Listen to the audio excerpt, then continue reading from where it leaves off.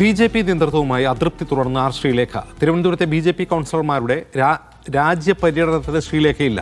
ട്രെയിനിലാണ് മേയറും കൗൺസിലർമാരും ഡൽഹിയിലേക്ക് യാത്ര ചെയ്യുന്നത്.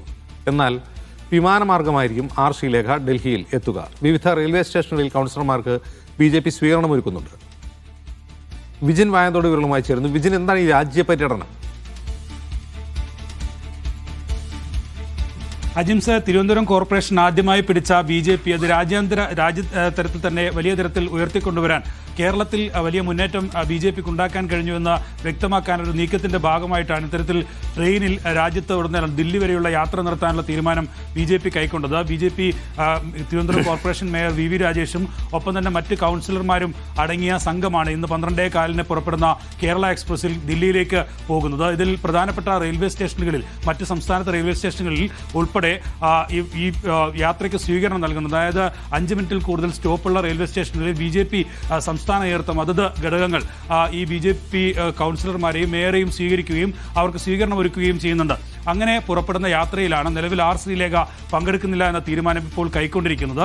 ആർ ശ്രീലേഖ ഇപ്പോൾ നിലവിൽ വ്യക്തമാക്കുന്നത് വ്യാഴാഴ്ചയാണ് പ്രധാനമന്ത്രി ഈ കൗൺസിലർമാർക്കും മേയർക്കുമൊക്കെ സ്വീകരണം ഒരുക്കുന്നത്. അന്ന് അത്താഴ വിരുന്നുൾപ്പെടെ ഒരുക്കുന്നുണ്ട്.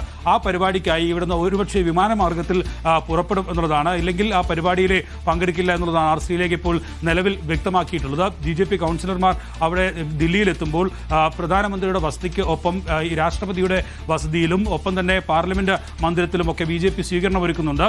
ഇത് ഒരു രാജ്യതലത്തിൽ തന്നെ കേരളത്തിൽ ഇങ്ങനെയൊരു നേട്ടമുണ്ടാക്കിയെന്ന് പ്രചരിപ്പിക്കാനുള്ളൊരു നീക്കത്തിന്റെ ഭാഗമാണ്. അതിൽ നിന്നാണ് നിലവിൽ ആർ ശ്രീലേഖ വിട്ടുനിൽക്കാനുള്ള തീരുമാനം കൈക്കൊണ്ടിരിക്കുന്നത്. നേരത്തെ തന്നെ കോർപ്പറേഷൻ മേയറാക്കാത്തതുമായി ബന്ധപ്പെട്ട വലിയ തരത്തിലുള്ള പരിഭവവും ഒപ്പം തന്നെ അതൃപ്തിയൊക്കെ നിലവിൽ ബി.ജെ.പി നേതൃത്വത്തിനെതിരെ അവർ ഉയർത്തുന്ന സാഹചര്യമുണ്ടായി. നിയമസഭാ തെരഞ്ഞെടുപ്പിൽ താൻ ഇനി മത്സരത്തിനില്ല, കൗൺസിലർ എന്ന നിലയിൽ ഉള്ള പ്രവർത്തനം മാത്രമാണ് ഏറ്റെടുക്കുക എന്നൊക്കെ അവർ തന്നെ വ്യക്തമാക്കിയിരുന്നു. നേരത്തെ രാജീവ് ചന്ദ്രശേഖർ കോർപ്പറേഷൻ മേയറായി ഉയർത്തിക്കാട്ടാൻ ശ്രമിച്ചത് അത് ആർ ശ്രീലേഖയായിരുന്നു. അതിനുശേഷമാണ് വി രാജേഷിന്റെ പേരിലേക്ക് ദേശീയ നേതൃത്വം എത്തിയത്. ഇതിൽ വലിയ അതൃപ്തിയും ഒപ്പം തന്നെ നിലവിൽ തുടർന്നുകൊണ്ടിരിക്കുന്ന അതൃപ്തി അവർ പരസ്യമാക്കുന്ന സാഹചര്യവുമൊക്കെ ഉണ്ട്. പ്രധാനമന്ത്രി പങ്കെടുത്ത തിരുവനന്തപുരത്തെ പരിപാടിയിൽ എല്ലാ നേതാക്കളും പ്രധാനമന്ത്രിയെ യാത്രയയക്കാൻ എത്തിയപ്പോൾ പോലും വേദിയിൽ ഒരു ഭാഗത്ത് മാറി നിൽക്കുകയായിരുന്നു ആർ ശ്രീലേഖ ചെയ്തത്. അങ്ങനെ ബി.ജെ.പിയുമായുള്ള വിജിൻ വായത്തോടാണ് വരുന്നത്. ആർ ശ്രീലേഖ ബി.ജെ.പിക്കകത്ത് കലാപം തുടരുകയാണ്.